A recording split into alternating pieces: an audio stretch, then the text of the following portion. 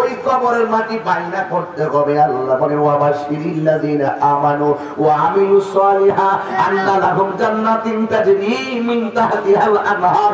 আল্লাহ রাব্বুল আলামিন বলেন এই কবরটারে বাইনা করতে হবে ঈমান আর নেক আমল দিয়া। সাউন্ডটা ঠিক আছে না? বুঝা গেছো? আর তো সাউন্ডটা উঠাই দেন না বাবা, বক্সের সাউন্ডটা তুলে দেন না একটু। আল্লাহু আকবার বলেন। আপনাদের আমার ওয়াজ বুঝতে অসুবিধা হচ্ছে? কবর ফাঁকা করে কবরে হুদাই দিলে কবর ব্যস্ত হয়ে যাবে না? অতই সোজা, এত সহজ না। ঈমান দিয়ে নেক আমল দিয়ে কবরের মাটি বাইনা করো। এবার যদি লাশটা নদীতে ভাসা যায় তুমি জান্নাতি।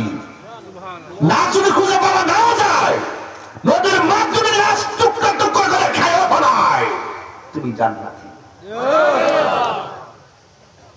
পরিষ্কার কথা, আমি এত ফাঁকি ঝুঁকি বুঝি না।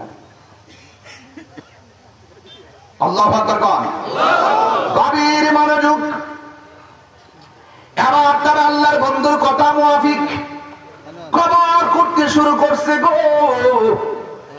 এবার যখন কবরটা করলো, সবাই আমার সাথে বলেন বন্ধুরা রে আমার